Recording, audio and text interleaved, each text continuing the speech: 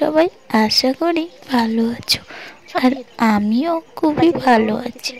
তো দেখো, এখন থেকে আমি ব্লগটা স্টার্ট করছি। এখন বাজে 7:45।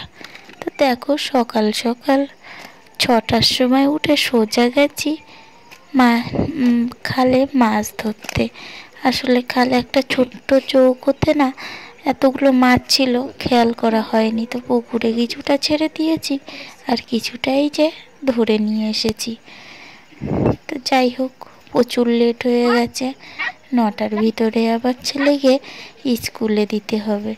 তো আমি কোনটা করব ভেবে পাচ্ছি না।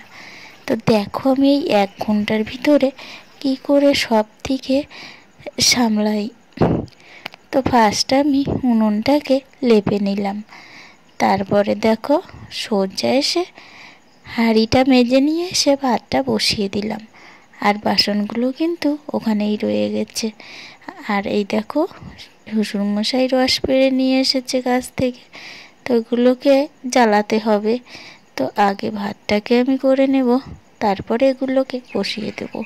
তার ভিতরে দেখো, জামা কাপড়গুলো বাইরে দিয়ে দিচ্ছি। আসলে এগুলো কালকের জামা কাপড়।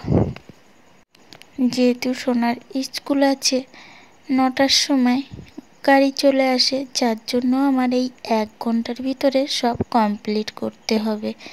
তো দেখো, আমি কিন্তু ভাতটাকে আগে বসিয়ে নিয়েছি, তাহলে ভাতটাও হয়ে যাবে আর আমার বাদ বাকি কাজটাও হয়ে যাবে। আমি আবার সোনার সাথে দোকানে চলে যেতে পারবো।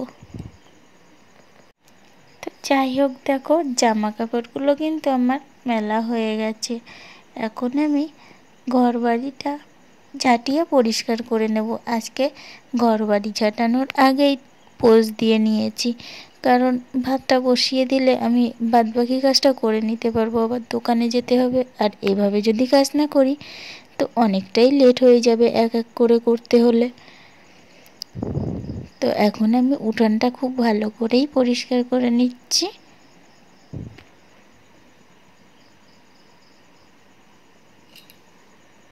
আর হ্যাঁ বন্ধুরা, আর আমার এভাবে কাজ করাটা যদি তোমাদের ভুল বলে মনে হয়, তাহলে কিন্তু অবশ্যই কমেন্টে জানিয়ে দেবে।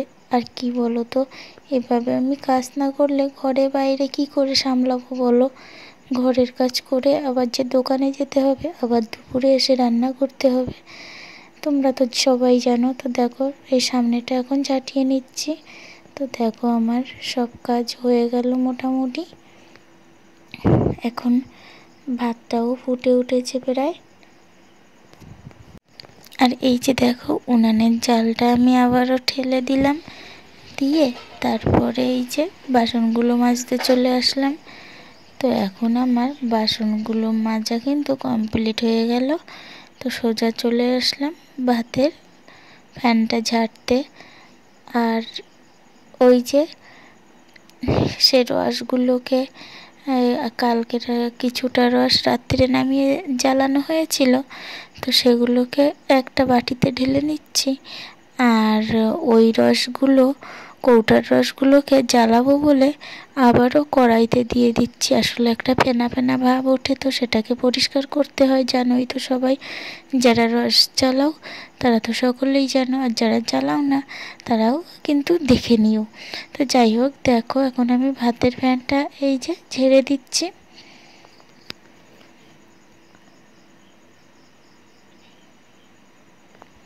আর এটাতে ফ্যান ঝাড়তে দিলে খুব সহজে হয়ে যায়, কারণ আমার বেশি সময় ধরে বসে থাকতে হয় না, একটু উপর করে দিলেই হয়ে যায়।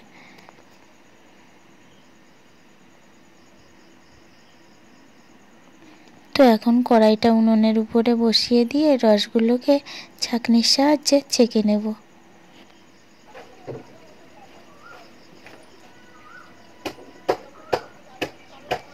দেখলে 2টো ড্রামে রস হয়েছে, তো দুটোকেই আমি খুব ভালো করে ছেঁকে নিয়েছি। এখন ছেলেকে রেডি করছি। দেখো, জামা কাপড়টা পরিয়ে দিচ্ছি, আর খুব তাড়াতাড়ি ওকে ড্রেসটা পরাচ্ছি, কারণ এখনও ভাত খাইনি।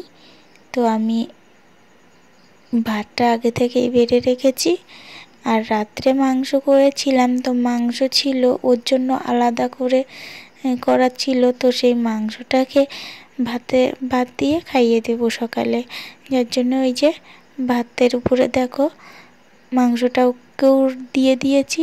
আর ভাতটা আমি আগে থেকে বেড়ে রেখেছি, কারণ ভাতটাও ঠান্ডা হয়ে যাবে, আর সাথে ওর জামা কাপড়টাও পরানো হয়ে যাবে, ভাতটাও ঠান্ডা হয়ে যাবে। তো আমার খাওয়াতেও সুবিধা হবে, আরও খুব তাড়াতাড়ি খাইয়ে নিতে পারবো।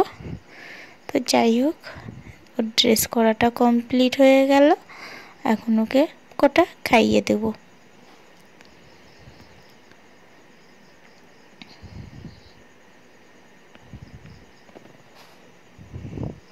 তা আমি ওকে বলছি, তুই জুতোটা পরে নাও আর আমি তোমাকে খাইয়ে দিচ্ছি। তো বললো ঠিক আছে, বলে ওই একা একাই জুতোটা পরছে।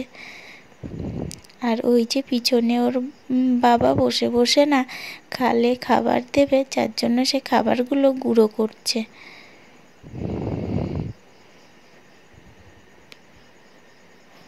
দেখো শুধু একটু খাওয়াতে গেলে কি করতে হয়। তো যাই হোক, সব কাজ কমপ্লিট করে 9টাও বেজে গেল।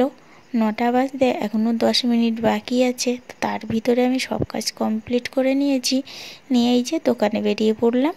আর সোনার গাড়িও এখনও আসেনি, যার জন্য ওকে নিয়েও দোকানে চলে আসলাম।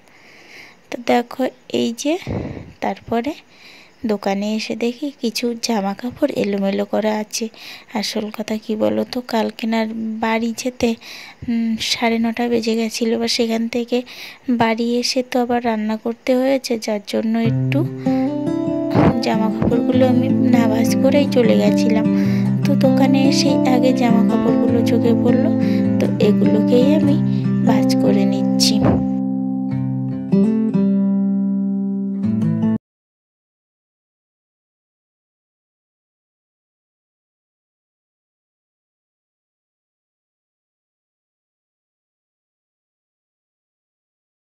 আর হ্যাঁ বন্ধুরা, তোমরা যারা আমার চ্যানেলে নতুন আসছো তাদেরকে সবাইকে বলবো অবশ্যই চ্যানেলটিকে সাবস্ক্রাইব করে দেবে। আর আমার পরিবারে আসার জন্য অনেক অনেক ধন্যবাদ। আর প্লিজ একটু ধৈর্য ধরে থেকে যেও, আমিও তোমাদের পরিবারে ঠিকই চলে যাব। আর এই দেখো একটা সাদা চুড়িদার, এই চুড়িদারটা কিন্তু আমার খুবই ভালো লাগে।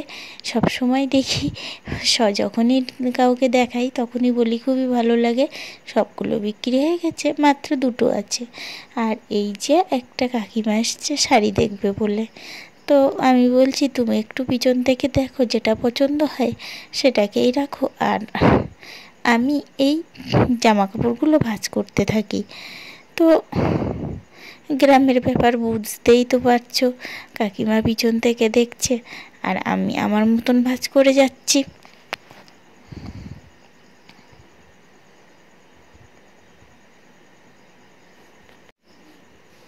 আর প্রতিদিন সকালে করে দোকানে আসলে একটা দুটো জিনিস তো বিক্রি হয়, আর সাথে কিছু কসমেটিক্সও 1টা করে বিক্রি হয়, মাঝে মাঝে জুতোও বিক্রি হয়। তাই ছোটোখাটো বাজার তো বুঝতেই পারছো, সব রকম না রাখলে হবে কি করে, তাহলে একটু বিক্রিটা হয়, একদিকে না হলে আরেকদিকে হয়ে যায়। আর এই যে জামাটা দেখছো পুতুলটাকে পরিয়ে দিচ্ছি, দিয়ে ওই যে সামনে ওখানে উপরে টানিয়ে দেব। তা আমি একটু হাতে পাচ্ছিলাম না, তো একটু লাফ দিয়ে টানিয়ে দিলাম। তো যাই হোক, দেখো এখন সবগুলোকে প্যাকেট করা হয়ে গেছে। এখন আমি এগুলোকে থাকে খুব ভালো করে সাজিয়ে দেব।